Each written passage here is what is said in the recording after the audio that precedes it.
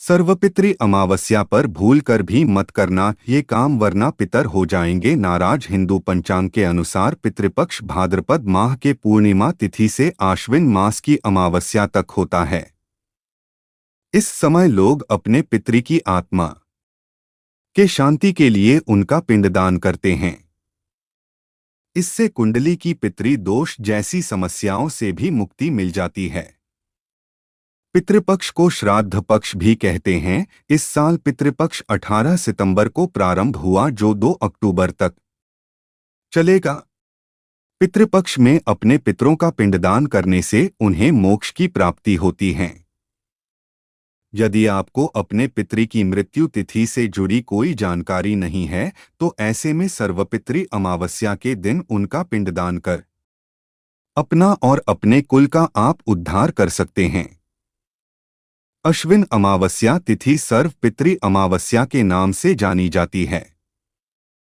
इस दिन ऐसे सभी लोगों का श्राद्ध किया जाता है जिनकी मृत्यु चतुर्दशी, पूर्णिमा या अमावस्या को डोट हुई हो।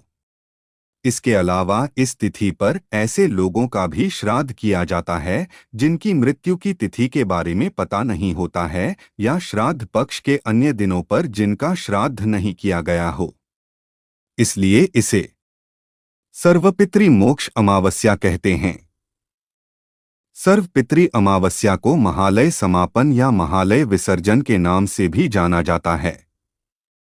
धार्मिक ग्रंथों के अनुसार सर्वपितृ अमावस्या पर अपने पितरों का श्राद्ध करना बहुत जरूरी होता है। इससे आपके पूर्वज आपसे प्रसन्न रहते हैं और आपको सुख समृद्धि का आशीर्वाद देते हैं। 2 अक्टूबर दिन मंगलवार को सर्वपितृ अमावस्या है और इस दिन सूर्य ग्रहण भी लगने जा रहा है। आश्विन मास की कृष्ण पक्ष की अमावस्या तिथि को सर्वपितृ अमावस्या कहते हैं। इस दिन पितर अपने परिजनों से विदा लेते हैं। इस दिन सभी पितरों का श्राद्ध किया जाता है।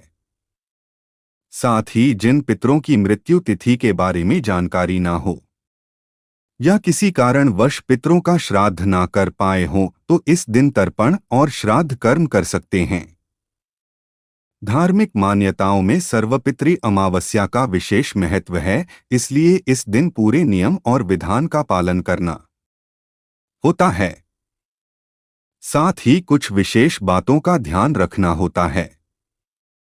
आइए जानते हैं सर्वपितृ अमावस्या के दिन ऐसी कौन सी चीज हैं जो भूलकर भी नहीं करनी चाहिए। दोस्तों, सबसे पहले जानते हैं कि सर्वपितृ अमावस्या कब है। सर्वपितृ अमावस्या 2 अक्टूबर 2024 को है। अमावस्या तिथि पर किया गया श्राद्ध परिवार के सभी पूर्वजों की आत्माओं को प्रसन्न करने के लिए पर्याप्त है। जिन पूर्वजों की पुण्यतिथि ज्ञात नहीं है या फिर पूर्णिमा पर मृत्यु को प्राप्त होने वाले पूर्वजों का श्राद्ध भी अमावस्या तिथि पर किया जा सकता है। अब जानते हैं कि सर्वपितृ अमावस्या का शुभ मुहूर्त कब शुरू होगा। हिंदू पंचांग के अनुसार अमावस्या तिथि का आरंभ 1 अक्टूबर को रात में 9:40 पर होगा। सर्वपितृ अमावस्या तिथि का समापन 2 तारीख की मध्य रात्रि 2:19 पर होगा। ऐसे में सर्वपितृ अमावस्या 2 अक्टूबर को है।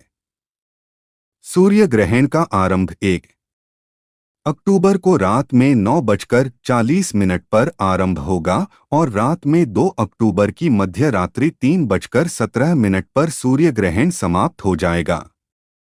सर्वपितृ अमावस्या में श्राद्ध का क्या समय रहेगा। सर्वपितृ अमावस्या के दिन आप अपने पितरों के लिए श्राद्ध, पिंडदान, दान आदि का कार्य 11 बजे से लेकर दोपहर 3:30 के बीच कभी भी कर सकते हैं। सर्वपितृ अमावस्या के दिन पवित्र नदियों में स्नान करने के बाद तर्पण, दान आदि करते हैं।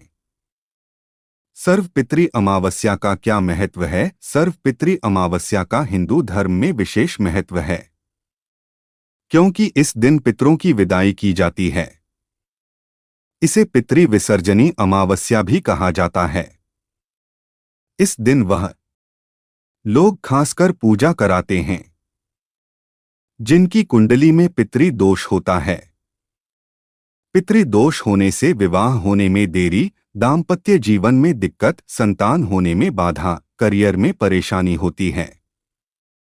इसलिए इस दिन पितरों मतलब अपने पूर्वजों के नाम से पिंडदान और तर्पण किया जाता है, जिससे वह प्रसन्न होकर आशीर्वाद प्रदान करें।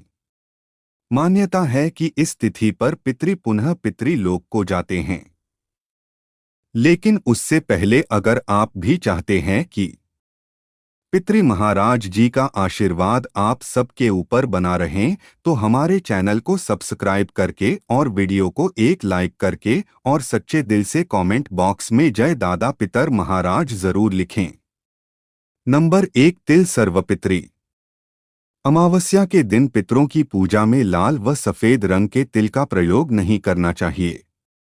पितरों के तर्पण व श्राद्ध कर्म में हमेशा काले तिल का प्रयोग करना चाहिए। साथ ही ध्यान रखें कि पितरों को हमेशा अंगूठे से जल व अन्न दिया जाता है। पितरों को अन्न जल उंगली से ना दें। नंबर 2, लोहे के बर्तन। सर्वपितृ अमावस्या के दिन भूलकर भी लोहे व स्टील के बर्तन का प्रयोग नहीं करना चाहिए। आप इस दिन पीतल के बर्तनों का प्रयोग कर सकते हैं। साथ ही ध्यान रखना चाहिए कि पितरों को अर्पित किए जाने वाला भोजन का ना तो भगवान को भोग लगाना चाहिए और ना ही उसको चखना चाहिए। नंबर 3, बड़े पुत्र करे श्राद्ध। घर में बड़ा पुत्र है तो छोटे को श्राद्ध कर्म या तर्पण नहीं करना चाहिए। अगर बड़ा पुत्र नहीं है तो पत्नी को श्राद्ध करना चाहिए। अगर पत्नी नहीं है तो भाई श्राद्ध कर सकता है। यदि एक से ज्यादा पुत्र हैं तो बड़े पुत्र को ही श्राद्ध करना चाहिए। अगर इस नियम से श्राद्ध नहीं किया गया तो पितर नाराज हो सकते हैं। नंबर 4, किसी के साथ बुरा व्यवहार। सर्वपितृ अमावस्या के दिन भूलकर भी सुबह या रात के समय श्राद्ध कर्म या तर्पण नहीं करना चाहिए। पितृपक्ष में श्राद्ध हमेशा दोपहर के समय ही किए जाते हैं। इस समय किए गए श्राद्ध व दान का फल अक्षय मिलता है। साथ ही इस दिन किसी के साथ बुरा व्यवहार करना चाहिए और ना ही बड़े लोगों का अपमान करना चाहिए। नंबर 5, बाल नाखून। पितरों की विदाई के दिन यानी सर्वपितृ अमावस्या के रोज बाल नाखून कटवाने से बचना चाहिए। ज्योतिष के जानकारों की माने तो ऐसा करने से पितृदोष होता है। इस दिन किसी भी नई खरीददारी से भी बचना चाहिए। नंबर 6, किसी को द्वार से खाली हाथ न भेजे। सर्वपितृ अमावस्या पर दान दक्षिणा लेने आपके किसी भी संत को खाली हाथ न जाने दें। इस तरह की कोई भी गलती आपके पूर्वजों को नाराज कर सकती है। द्वार पर आए व्यक्ति को कुछ न कुछ देना चाहिए। जानकारों की माने तो पितर विदाई के रोज आटा, चावल या तिल का दान शुभ होता है। नंबर 7, पशु पक्षी को नुकसान न पहुंचाए। पितृपक्ष के समय किसी भी गरीब या असहाय व्यक्ति को अपमानित न करें। सभी की मदद करें और उन्हें आदर और सम्मान दे। पितृपक्ष के समय किसी भी कौवे, कुत्ते, चींटी का किसी भी तरह का कोई नुकसान न पहुंचाएं। नंबर 8, नई वस्तु खरीदे। पितृपक्ष के समय कोई भी नई वस्तु न खरीदे। पितरों के विदाई के दिन बाल और नाखून न कटवाएं। ऐसा करने से आपको पितृदोष के गंभीर परिणाम का सामना करना पड़ सकता है। नंबर 9, उन्हीं पितरों का श्राद्ध करें जिनकी तिथि मालूम न हो। सर्वपितृ अमावस्या पर उन्हीं पितरों का श्राद्ध किया जाना चाहिए जिनकी मृत्यु तिथि या तो आपको मालूम न हो या फिर भूल गए हों। इसके अलावा उनका तर्पण तो करना ही चाहिए जिनकी मृत्यु अमावस्या को हुई है।